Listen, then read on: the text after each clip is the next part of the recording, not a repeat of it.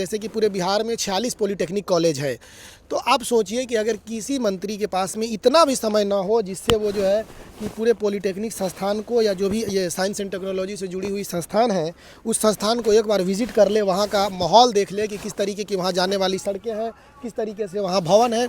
किस तरीके की दिक्कत है, तो फिर आप समझ सकते हैं कि वहाँ की पढ़ाई व्यवस्था को ले पढ़ाई व्यवस्था हो या मैनेजमेंट हो किस तरीके से हो रही है। तो इसमें तो आप खुद जिम्मेदार हैं कि आप कैसे लोगों को चुन करके विधानसभा में भेजते हैं, और जो मंत्री बनते हैं उनके पास इतना भी फुर्सत नहीं होता है कि वो 46 पॉलिटेक्निक में से एक बार भी वो जा करके और चीज़ों को देखें कि क्या वहाँ जो बच्चे पढ़ रहे हैं, 1000 बच्चे पढ़ रहे हैं, क्या उन बच्चों को जाने के लिए सड़क भी है कि नहीं है। पढ़ाई की गुणवत्ता को लेकर के हम कभी किसी और दिन बात करेंगे कि किस तरीके की कहाँ पर पढ़ाई की गुणवत्ता होती है, वो बच्चे पढ़ करके क्या करते हैं नहीं करते हैं, उनका एंट्रांस का क्या प्रोसेस है, वो हम कभी किसी और दिन करेंगे। अभी मेन मेरा मोटिव है यहाँ की सड़क को दिखाना कि यहाँ की सड़क की स्थिति बहुत ही जर्जर है। वो अलग चीज़ है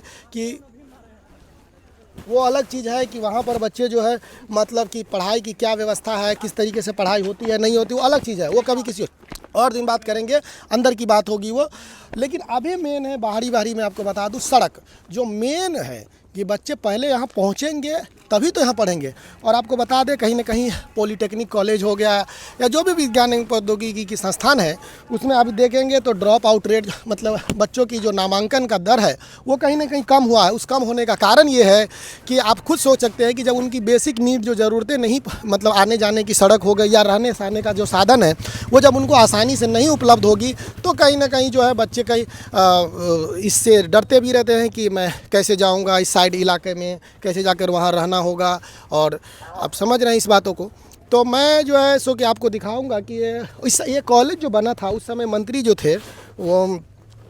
शाहिद अली खान जी मंत्री थे। उस समय वो अल्पसंख्यक कल्याण मंत्री भी थे और साथ ही साथ वो विज्ञान एवं प्रौद्योगिकी के भी मंत्री थे। और ये उन्हीं के पिताजी के नाम से है बदियुज्जमा खान पॉलिटेक्निक इंस्टीट्यूट। तो उन्होंने बहुत सराहनीय काम किया था अपने कार्यकाल में, पॉलिटेक्निक बनाए थे। और सीतामढ़ी में दो पॉलिटेक्निक कॉलेज है कि यहाँ, और एक जीपी सीतामढ़ी के नाम से है जो कि मलाही में है। तो आप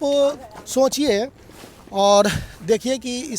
हमारा काम है क्या, आवाज़ों को उठाना, सही चीज़ों को दिखाना, ताकि लोग इससे देखें समझें कि आप जिस सरकार को चुने हैं आपके टैक्स के पैसे से आपकी जो सरकारें चलाई जाती हैं, जो सरकार मंत्री को इतना सारा साधन मिलता है उस साधन का वो किस प्रकार से उपयोग कर रहे हैं और क्या कर रहे हैं। मेरी कोशिश यही होती है कि आप जाने कि क्या आप कहीं जाने अनजाने में लोभ लालच में कहीं गलत सरकार को तो नहीं चुन लिए। वो ऐसे मैं आपको बता दूं, आपको तो फ्री की आदत हो गई हुई है कि भाई आपको फ्री का राशन मिल रहा है, फ्री का बिजली मिल रहा है, तो आपको क्या ही चाहिए। शिक्षा से आपको कितना फ़र्क पड़ता है वो तो किसी से छुपी हुई नहीं है। लेकिन ये जो फ्री बीज का जो आदत एक लगा हुआ है कि मुझे मुफ्त राशन मिले और साथ ही साथ ये बिजली फ्री मिले, और इसी से आप खुश हो जाते हैं और इसी से खुश हो करके आप जो है सरकार को चुनते हैं। और पक्ष की सरकार हो या पक्ष के लोग हों या विपक्ष के लोग हों, आपको कहीं ना कहीं वो फ्री की रेवड़ी देने की कोशिश करते हैं कि हाँ इनको क्या है, फ्री का सामान बांटो और इनके बच्चों के साथ भविष्य के